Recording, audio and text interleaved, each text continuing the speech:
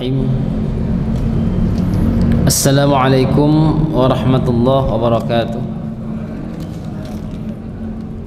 Alhamdulillahi rabbil alamin, wa bihi nasta'inu ala umuri dunya waddin. Wassalatu wassalamu ala asyrafil mursalin wa ala alihi wa sahbihi ajma'in, amma ba'd. Raditu billahi rabba wa bil islami dina wa bi muhammadin nabiyya wa rasula. Allahumma rabbana zidna ilma warzuqna fahma. Allahumma arinal haqqa haqqan warzuqna ittiba'ah, wa arinal batila batilan warzuqna ijtinaba, waj'alna mimman yastami'una al-qawla fayattabi'una ahsana, wa adkhilna bi rahmatika fi ibadikas sholihin. Alhamdulillah, Bapak Ibu yang dirahmati Allah, rekan-rekan sekalian, mari sama-sama kita bersyukur pada Allah Subhanahu wa taala. Masuk pada hari kedua dari bulan Muharram 1445 Hijriah. Pada kesempatan ini mari kita terus bersyukur pada Allah serta segala limpahan nikmat karunia rahmat Allah kepada kita.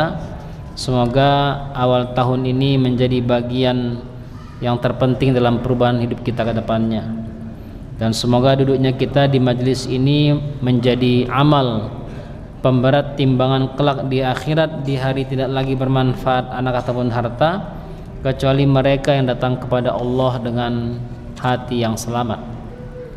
Salat dan salam tidak lupa selalu kita lantunkan untuk baginda Rasul sallallahu alaihi wasallam, jazakumullah khair, atas segala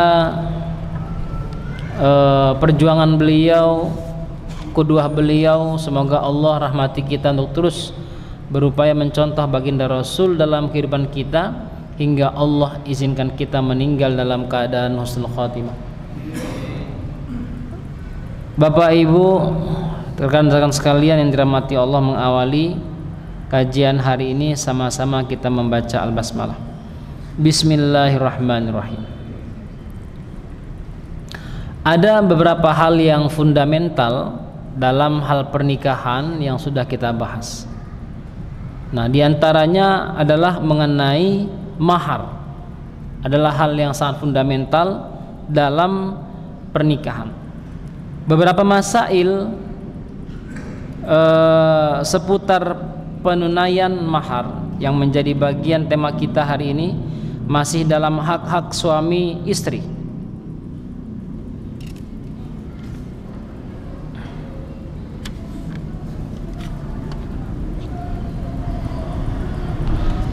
Di antaranya adalah kapan wajib membayar seluruh mahar yang disebut. Misalnya membayar maharnya itu dengan akad ditangguhkan. Saya terima nikahnya Fulanah binti Fulan dengan mahar sekian, dibayar cicil. Ya, dibayar di belakang. Dan itu sah dalam hukum agama selama lelaki yang bersangkutan memiliki prediksi yang jelas, bukan prediksi yang samar-samar. Kayaknya bisa deh, nggak boleh. Insya Allah bisa, karena dia sudah ada prediksi yang jelas. Tetapi kalau prediksinya kayaknya, maka tidak diterima dalam Islam. Maka baginda Shallallahu Alaihi Wasallam ketika ada seorang sahabiyah, sahabat perempuan datang kepada Rasulullah menawarkan diri untuk dinikahi Rasulullah Sallallahu Alaihi Wasallam. Nah, wanita ini lama berdiri menunggu jawaban Rasulullah.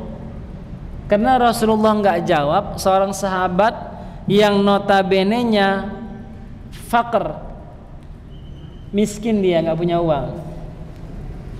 Kata laki-laki ini, ya Rasulullah, kalau Rasulullah nggak mau, bagaimana kalau saya aja menikahin? Kata Rasulullah, kamu punya apa? Nggak punya apa-apa. Nggak boleh, kamu menikah harus pakai mahar. Kata Rasulullah, aku nggak punya apa-apa, kata sahabat ini, kecuali sehelai kain yang kugunakan sekarang ini. Kata Rasulullah, lah nanti setelah akad kain itu kamu serahkan, kamu pakai apa? Kata Rasulullah. Nggak boleh, kata Rasulullah, cari yang lain. Dia cari keliling-keliling nggak dapat. Kata Rasulullah, walaupun dengan apa namanya cincin besi, kata Rasulullah, dicari nggak ada juga. Akhirnya kata Rasulullah, kamu punya hafalan nggak? Kata sahabat ini, punya. Kata sahabat tersebut, punya ya Rasulullah. Kata Rasulullah, kalau begitu engkau wanita tersebut ditanya Rasulullah, mau nggak kalau dinikahin oleh sahabat ini dengan mahar beberapa ayat dari Al-Quran. Kemudian wanita tersebut mau, lalu mereka menikah dengan mahar beberapa ayat Al-Quran tersebut. Walau penjelasan para ulama, bukan ayatnya yang mau dijadikan mahar, tetapi apa? Komitmen sahabat tersebut mengajarkan makna beberapa ayat Al-Quran tersebut kepada istrinya. Seperti itu. Bapak Ibu yang dirahmati Allah Subhanahu wa taala, kapan wajib membayar seluruh mahar yang disebutkan? Pertama, jika terjadi hubungan badan yang sesungguhnya, baik pernikahan tersebut berlangsung dengan baik ataupun pernikahannya rusak. Mohon maaf, ini di Libya itu ada pernikahan uji coba. Saya serius ini. Di Libya ada pernikahan uji coba. Jadi perempuan ini mengakunya perawan, laki-laki sudah oke. Mereka menikah uji coba itu 1 sampai 2 hari. Ya. Menikah mereka, kalau laki-laki ini mendapatkan perempuan yang bersangkutan tidak perawan, artinya kan rusak pernikahannya. Karena di awal perempuan itu mengaku dia perawan, ternyata tidak perawan. Ini namanya pernikahannya rusak.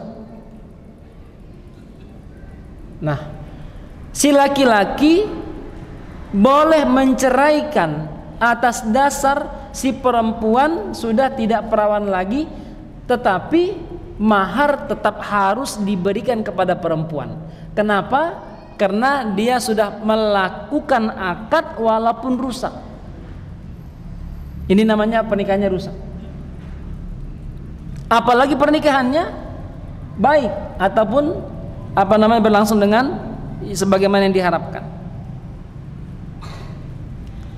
Yang kedua, mahar wajib dibayar jika salah satu dari pasangan suami istri tersebut meninggal. Baik meninggalnya pasca akad langsung, saya terima nikahnya, meninggal istrinya, meninggal suaminya, maka mahar harus dibayarkan langsung walaupun belum berhubungan badan.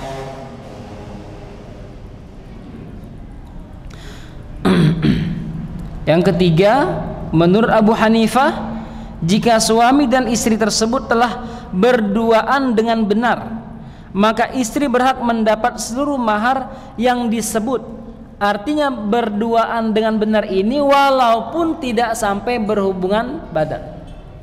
Mereka berduaan tidak ada yang melihat, pergi ke hotel bareng, honeymoon bareng ke Bali 1 bulan, walaupun tidak sampai berhubungan badan, maka si laki-laki tetap harus wajib membayar mahar tersebut.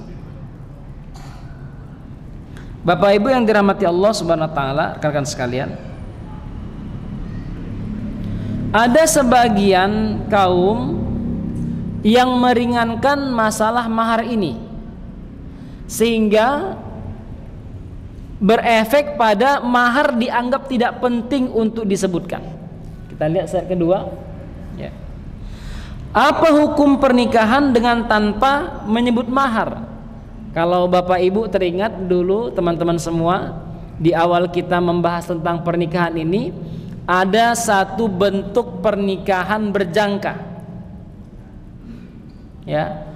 saya nikahkan, saya terima nikahnya Fulanah binti Fulan dengan durasi 1 bulan. Bahkan dalam pandangan mereka menyebutkan waktu atau durasi ini lebih penting daripada menyebutkan mahar. Dan ini yang terjadi di kalangan Syiah. Menyebutkan durasi waktu lebih penting daripada menyebutkan mahar tersebut.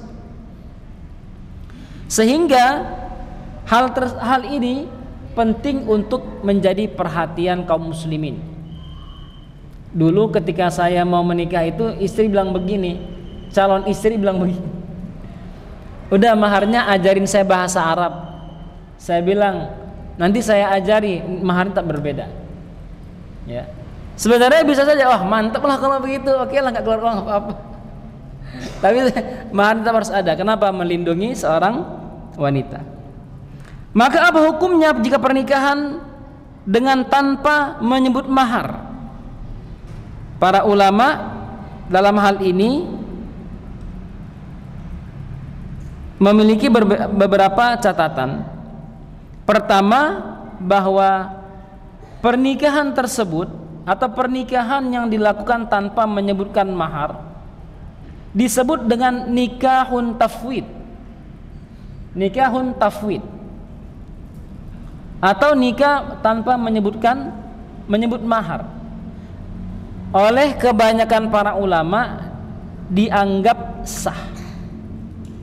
Dalilnya adalah firman Allah surah Al-Baqarah 236, tidak ada kewajiban membayar mahar atas kamu jika, dengan catatan, jika kamu menceraikan istri-istri kamu sebelum kamu bercampur dengan mereka dan sebelum kamu menentukan maharnya.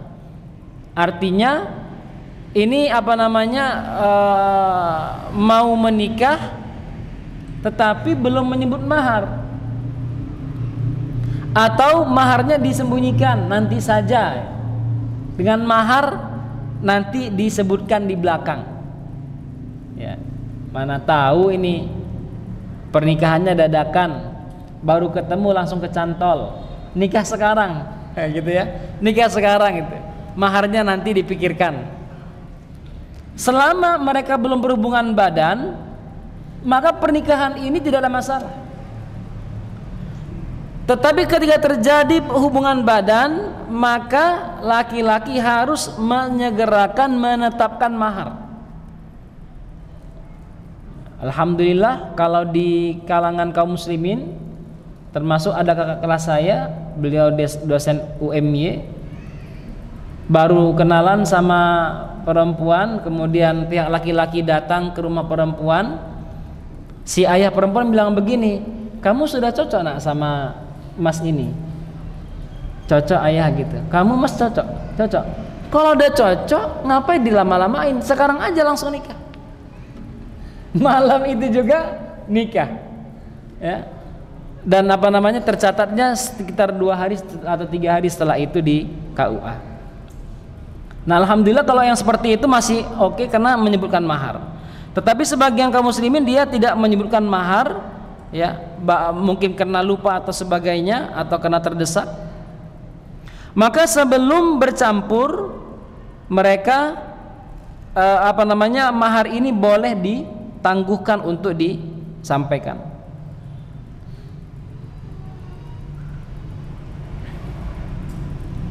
Akan tetapi jika seseorang menikahi wanita tanpa menyebut mahar dan mensyaratkan untuk tidak membayar mahar, maka dalam kondisi ini pernikahan tidak sah. Ada niat enggak mau bayar mahar, ada niat tidak mau pakai mahar, maka pernikahan tidak sah. Pendapat ini dinyatakan oleh mazhab Maliki dan Ibnu Hazm. Menurut Ibnu Hazm, jika lelaki mensyaratkan untuk tidak membayar mahar, maka pernikahannya batal. Dalilnya sabda baginda Rasulullah sallallahu alaihi wasallam, kullu syartin laisa fi kitabillahi azza wa jalla fahuwa batilun. Setiap syarat yang tidak dibenarkan dalam kitab Allah Azza wa Jalla adalah batil atau batal, tidak sah. Maka kalau itu terjadi, pernikahannya dianggap perzinahan. Ya. Karena dia bagian daripada syarat sah pernikahan. Syarat seperti ini tentu tidak dibenarkan dalam Al-Quran. Artinya tidak menyebutkan mahar atau tidak meniadakan mahar. Tidak dibenarkan dalam Al-Quran, sehingga hukumnya adalah batil. Bahkan sebaliknya, dalam Al-Quran terdapat ayat yang membatalkannya, yaitu firman Allah surah An-Nisa ayat 4, berikanlah mas kawin atau mahar kepada wanita yang kamu nikahi sebagai pemberian dengan penuh kerelaan. Dengan demikian syarat tersebut batil dan pernikahan tersebut tidak sah. Kita lihat di slide keempat. Oleh karena itu, pendapat di antara pendapat ulama yang lain, di antaranya mazhab Hanafi, membolehkan pensyaratan di atas, karena menurut mereka mahar bukanlah rukun ataupun syarat dalam akad pernikahan, dan kita mazhabnya adalah mazhab Syafi'i dalam hal ini, dan baginda Rasulullah SAW mencontohkan mahar tersebut disebutkan. Bapak Ibu yang dirahmati Allah Subhanahu wa taala, ada istilah mahar misl. Mahar misl ini adalah mas kawin yang berhak diterima oleh wanita dengan kadar yang setara dengan mas kawin yang diterima wanita-wanita yang sama dengannya waktu akad. Artinya mahar yang normal, mahar misl, mahar normal. Siapapun wanita yang dinikahi berhak mendapatkan mahar misl. Jangan sampai ada anggapan karena yang menikahi dia adalah orang terpandang, yang mau dinikahi anaknya tukang becak misalnya, mohon maaf ini, udahlah maharnya ya seadanya aja, orang juga nggak terlalu tinggi, nggak boleh. Dan baginda Shallallahu Alaihi Wasallam selalu mencontohkan kepada kita sampai ketika baginda Rasul menikahi wanita Kiptiyah dari Mesir, ya, Rasulullah Sallallahu Alaihi Wasallam tetap memberinya mahar yang terbaik, dan kita menjadikan Rasul sebagai kedua kita.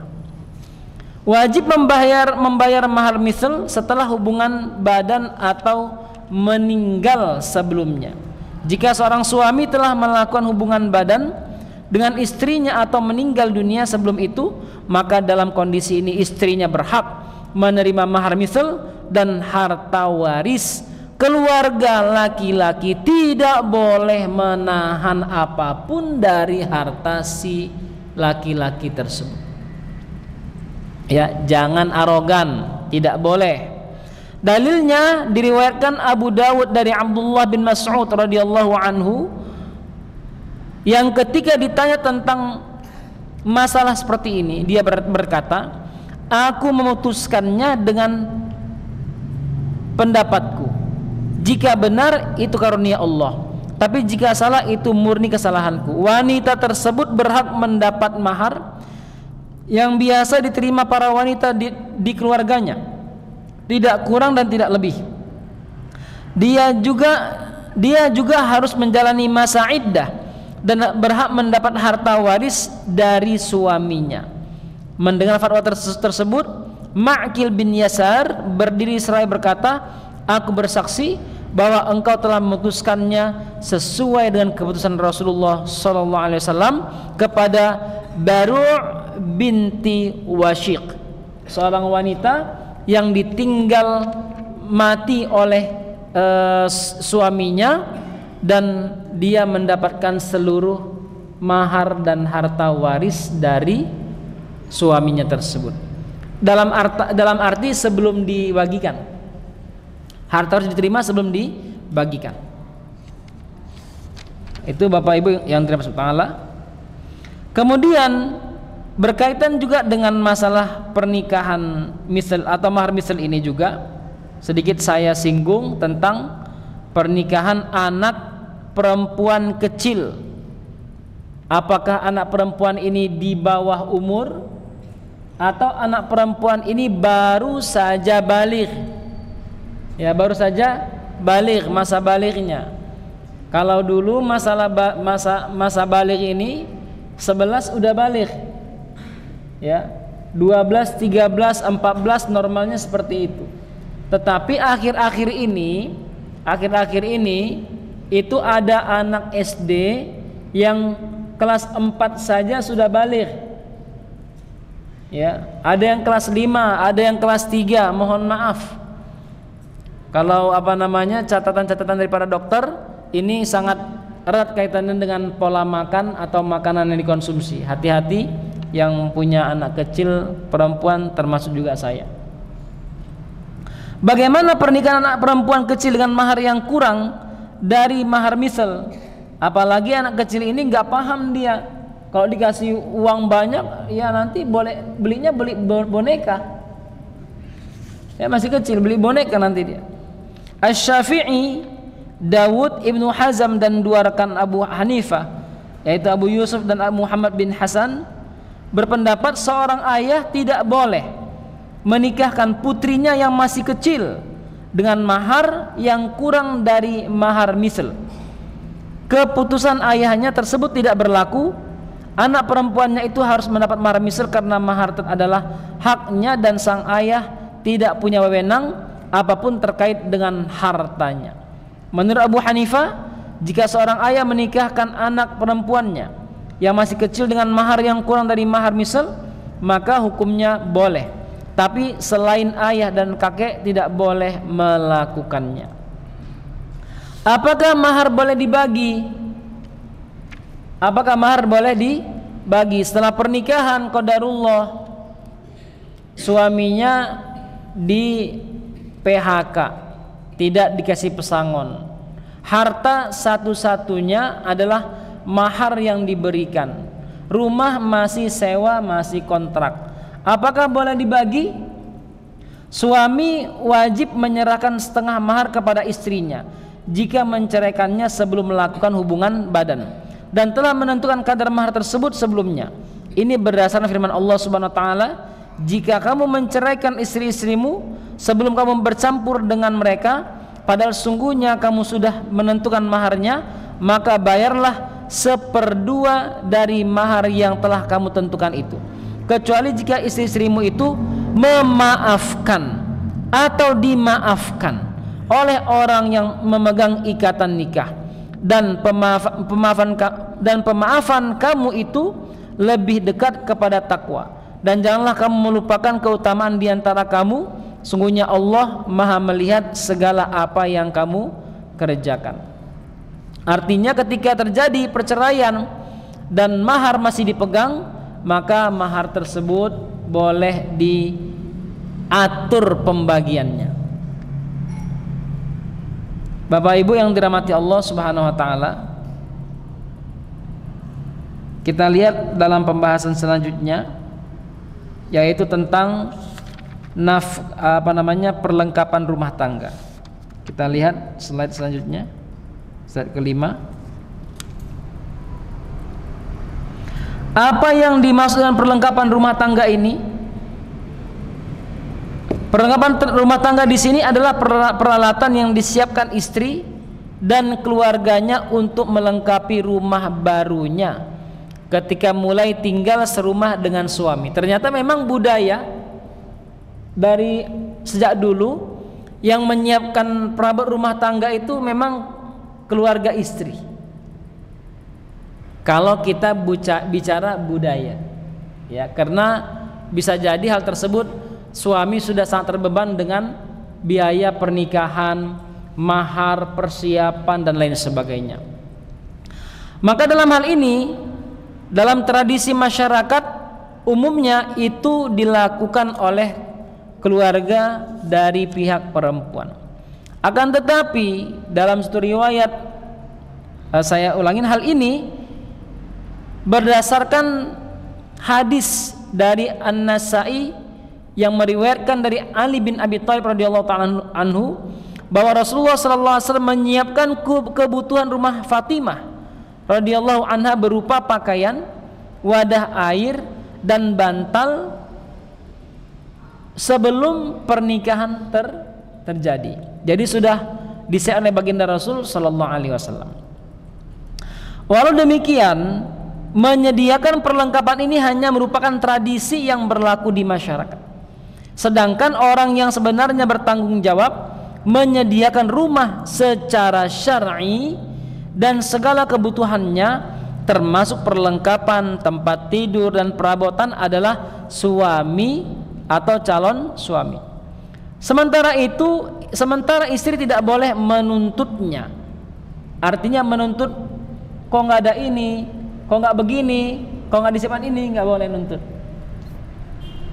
Seberapapun mahar yang diterimanya, termasuk tambahan mahar untuk membeli perabotan. Sebab mahar adalah hak istri sebagai pengganti dari hubungan, bukan untuk melengkapi kebutuhan rumah. Mahar adalah hak wanita sepenuhnya. Ayah suami ataupun siapapun juga tidak berhak sedikit pun atas mahar yang diterimanya. Maka kalau ada ayah yang mengambil mahar dari istrinya ini lalu dengan mengatakan ini ya anggap ajalah mengganti selama kamu bersama ayah, maka ini nggak boleh dilakukan ya, karena itu adalah menjadi harta jaminan dia. Allahu a'lam apakah pernikahannya lama sehingga itu jaminan masa tua dia, atau pernikahan sebentar sehingga melindungi hak-hak dia sebagai seorang wanita. Bapak Ibu yang dirahmati Allah Subhanahu wa taala, maka sudah sewajarnya seorang laki-laki menyiapkan perabotan seberapapun mahar atau seberapapun yang dapat disiapkan oleh suami kepada wanita tersebut.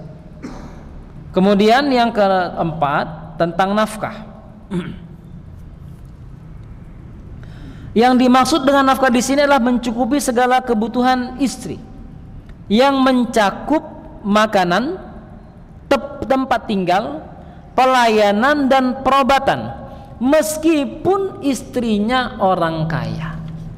Ya, kalau kemarin pernah ditanyakan bapak-bapak yang duduk di sini dekat Sitar, kalau istrinya kaya gimana Ustaz? Tetap dia harus menafkahi istrinya, karena kayanya istri ya itu hak dia, bukan hak Anda. Cuman Anda beruntung aja dapat istri orang kaya. Tetapi masalah harta dia itu hak penuh si wanita, apakah dibagi atau tidak. Makanya Ibunda Khadijah radhiyallahu anha ya, walau Rasulullah sallallahu alaihi wasallam menikahi Ibunda Khadijah, Rasulullah tetap memenuhi nafkahnya kepada Ibunda Khadijah, walaupun Ibunda Khadijah lebih kaya daripada Rasulullah sallallahu alaihi wasallam. Hal ini sebagaimana yang disampaikan dalam Al-Qur'an dan Al-Hadis. Dalam kewajiban menafkahi istri, Al-Qur'an menyebutkan dalam surah Al-Baqarah 233, Allah berfirman, dan kewajiban ayah memberi makan dan pakaian kepada para ibu dengan cara yang ma'ruf. Seseorang tidak dibebani melainkan menurut kadar kesanggupannya. Cara yang ma'ruf maksudnya adalah sesuai kadar yang ditetapkan syariat tanpa dikurangi ataupun berlebihan. Sampai-sampai sebagian ulama menetapkan begini, minimal istri itu diberikan 3 helai baju ya, 3 helai baju setidaknya itu dia berikan sama istrinya. Sebagian ulama enggak, ada yang 2 sudah cukup, penting ada ganti. Sebagian tidak, ada yang mengatakan 1 cukup, dan itu tergantung kemampuan kita masing-masing. Yang pastinya ibu-ibu zaman sekarang ya, bisa jadi 1 hari itu 5 kondangan 5 macam baju. Yang repot suami.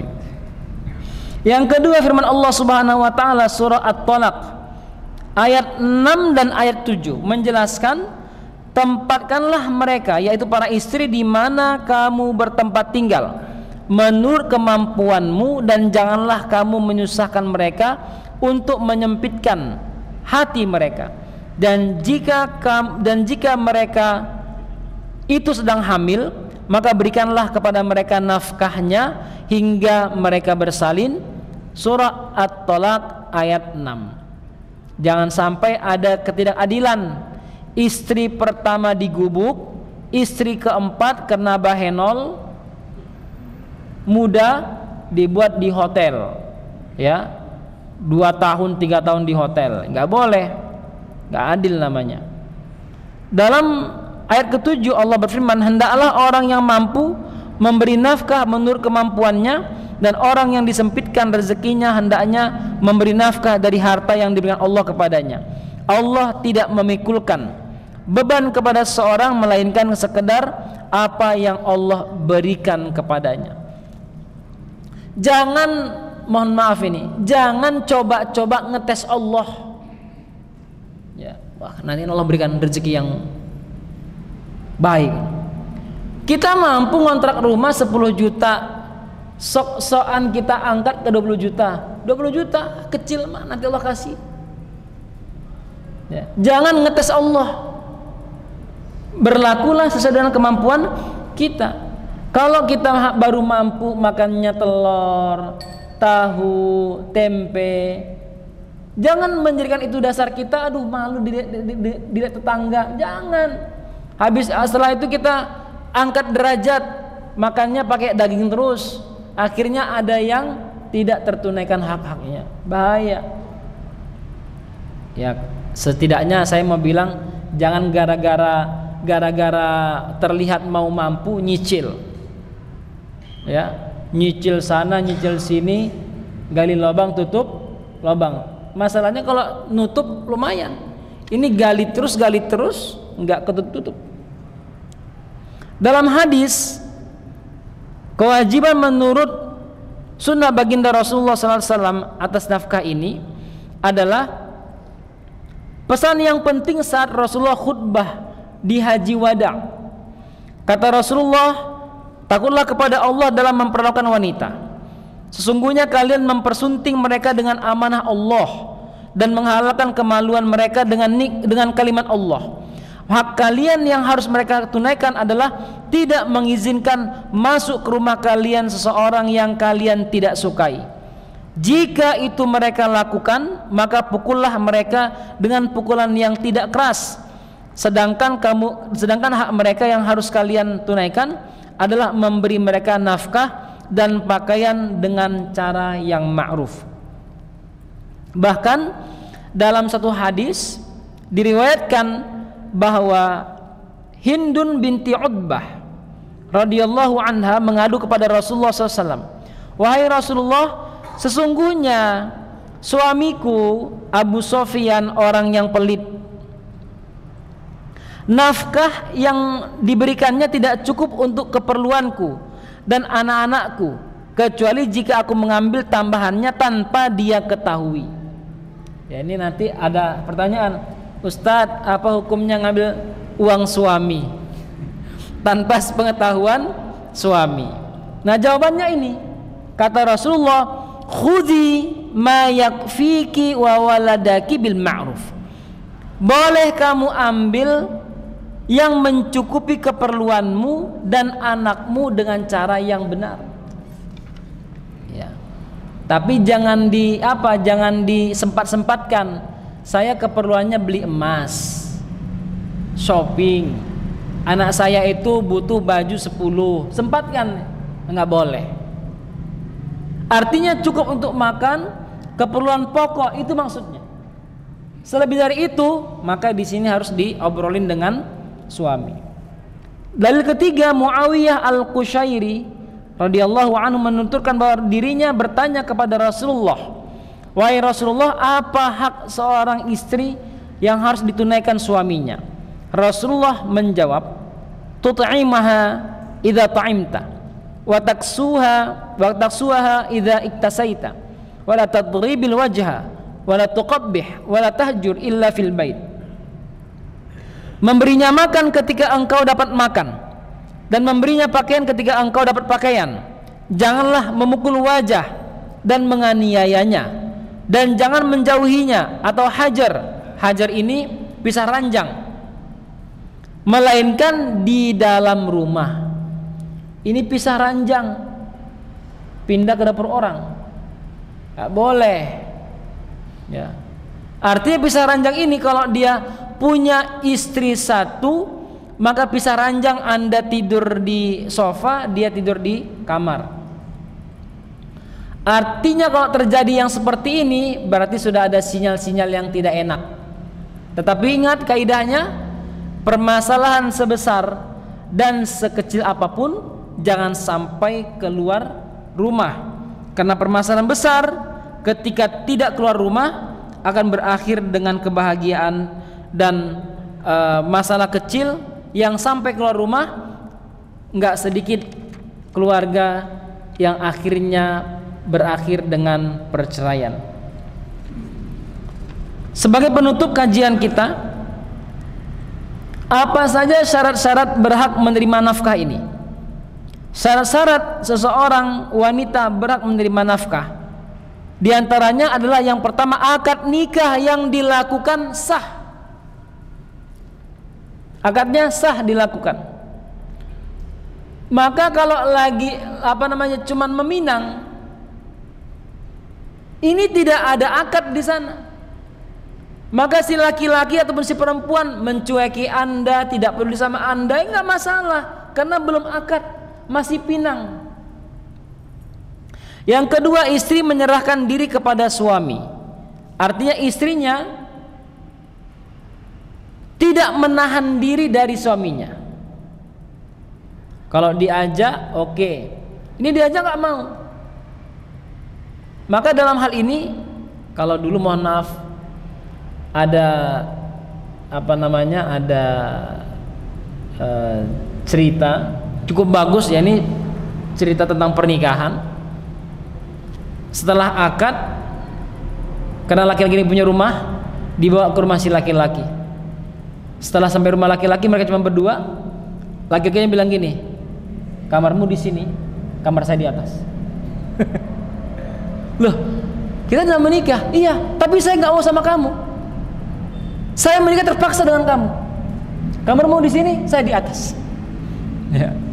Maka selama kejadian seperti itu, misalnya yang mengingat seperti itu si perempuan, laki-laki berhak ada hak untuk tidak memberi nafkah pada istri, walaupun pernikahannya sah. Nah, kemudian istri bersedia digauli oleh suami. Yang keempat, tidak menolak pindah ke tempat baru yang diinginkan suami. Dek, kayaknya kalau saya di sini berat nafkah saya susah cari kerja di sini. Gimana kalau pindah ke Jerman? Wah, kalau pindah ke Jerman susah lah mas. Saya nanti di sana penyusahan. Maka dalam hal ini, mohon maaf, walau dia tetap istri, suami di Jerman, suami tidak ada hak dia untuk tidak mengirimkan nafkah kepada istrinya. Yang kelima, suami dan istri sama-sama dapat menikmati hubungan dengan pasangannya. Tidak ada yang terpaksa dan tidak ada yang dipaksa dalam melakukan hal tersebut. Nah, kurang lebih Bapak Ibu, hal tersebut yang penting kita pahami dari hak-hak suami istri tersebut. Semoga bisa menjadi pelajaran kepada kita. Sebelum kita akhiri, mungkin ada yang mau ditanyakan, dipersilakan.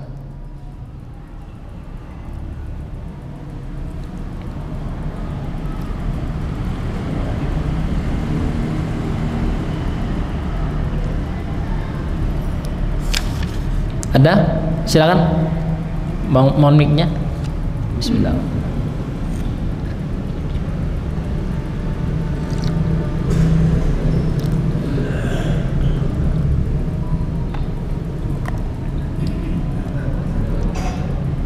Nunggu azan. Oh ya, udah masuk waktu.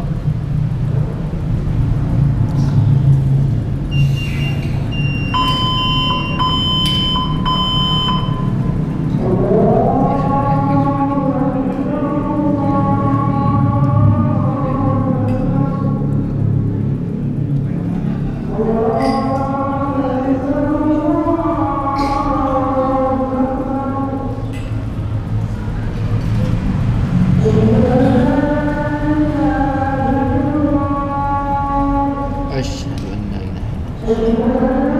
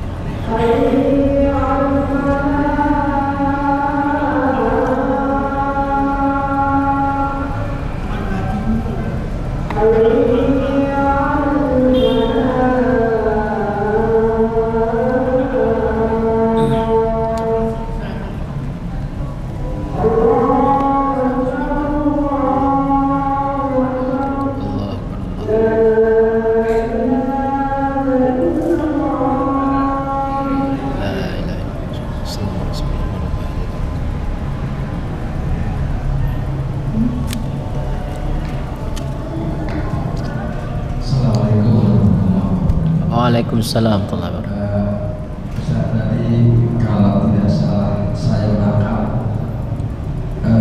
tadi dikatakan bahwa mahar itu bisa disebutkan nanti setelah akad nikah. Kalau betul seperti itu, bagaimana nanti seandainya pada saat sudah disebutkan ternyata istrinya tidak mau, tidak setuju dengan mahar tersebut. Ya. Iya. Jadi pernikahan dengan tanpa menyebut mahar ini dengan catatan. Ada catatannya.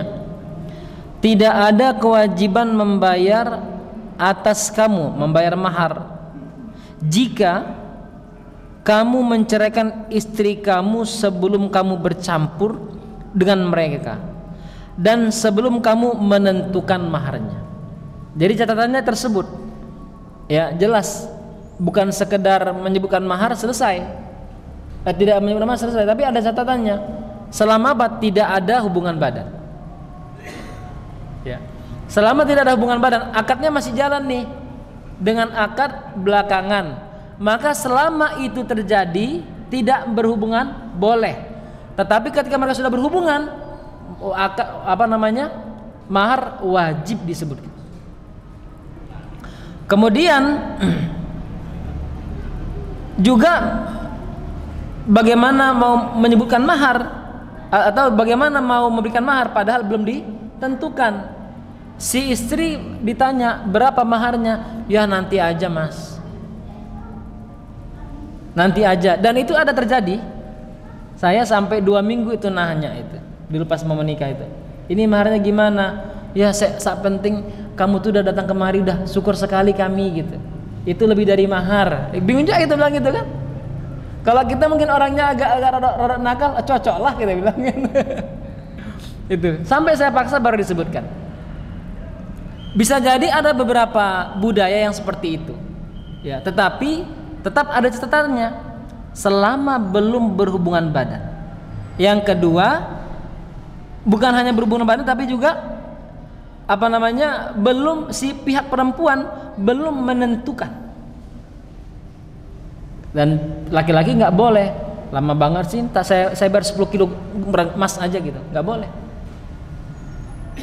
Jadi itu tadi catatannya, selama berhubungan badan dan belum ada penentuan dari pihak perempuan. Yang lain silakan.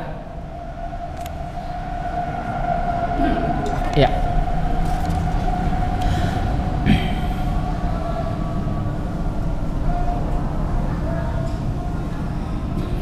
Bolehkah seorang perempuan mensyaratkan tidak bersedia tinggal bersama mertua sebelum menikah, mertua atau saudara ipar. Mensyaratkan tidak bersedia tinggal bersama mertua sebelum menikah. Kalau sebelum menikah ya nggak boleh.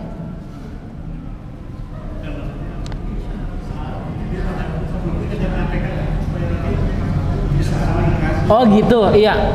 Jadi artinya nanti setelah menikah saya tidak mau tinggal di rumah mertua. Dulu kita pernah membahas tentang persyaratan-persyaratan yang dibolehkan, ya, persyaratan-persyaratan yang dibolehkan. Di antaranya adalah selama persyaratan tersebut tidak melanggar ketentuan atau tidak melanggar syariat Islam, maka syarat tersebut dibolehkan.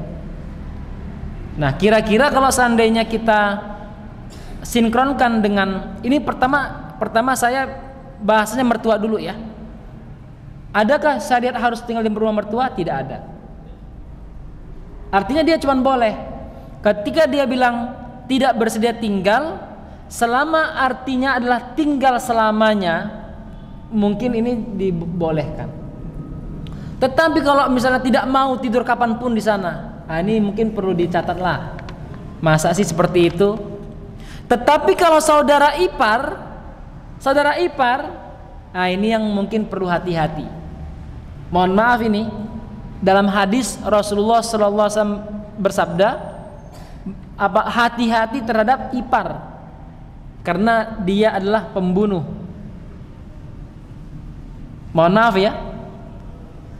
Apa maksudnya pembunuh ini? Nggak jarang saudara ipar ini musuh. Misalnya saya ada orang ya, jangan saya ya. Ini kan direkam, nanti sampai adik saya kirain saya musuhan sama dia. Ada laki-laki nikah sama seorang perempuan. Posisi dia punya saudara ya, yang dia mau rencananya tinggal dengan saudaranya ini. Dalam bahasa hadisnya hamu itu pembunuh yang lebih dahsyat. Kenapa? Nggak jarang saudara ipar itu berani merayu istri saudara kita itu, sehingga dikatakan hamu itu pembunuh yang dahsyat. Bahkan Rasulullah SAW itu melarang agar ipar itu masuk ke rumah ketika istri sendirian. Karena bahaya. Dan orang-orang yang tidak paham ini, yang sering kena, merasa adik ipar itu kan adik saya, berarti sama dengan saudara saya. Dia buka aurat dia, nggak jaga aurat, dilayanin, makan diambilin, semua diambilin. Ini kalau dalam tradisi Arab, mohon maaf, walaupun mungkin dia orang Arabnya tidak tahu agama, mereka nggak mau itu, nggak mau ada hamu saudara ipar itu yang dari saya ya, dari laki-laki ya, itu berduaan di rumah saya misalnya, di rumah suaminya tanpa ada suaminya, itu nggak terjadi. Nah, beda halnya misalnya yang datang itu adalah adik kandung istri, nggak ada masalah. Tapi kalau ipar, di sini perlu kehati-hatian. Dan kalau ada istri yang calon istri bilang begitu, saya tidak mau tinggal di rumah ipar, kalau saya sangat menyepakati tidak boleh, berdasarkan hadis Rasulullah SAW tersebut. Begitu ya Pak ya. Ya mungkin jawaban saya ini banyak berseberangan dengan pemikiran panjenengan, tetapi yang saya sampaikan hadis dan realita yang terjadi. Berapa banyak ipar itu, mohon maaf ini, melakukan perbuatan yang tidak senonoh dengan istri saudaranya. Begitu Bapak Ibu. Ada lagi penutup? Cukup ya Bapak Ibu? Kita akhiri dengan bacaan alhamdulillah dan kafaratul majelis. Alhamdulillah alamin. Subhanallah hamdika asyhadu an la ilaha illa anta astaghfiruka wa atubu ilaik. Assalamualaikum warahmatullahi wabarakatuh.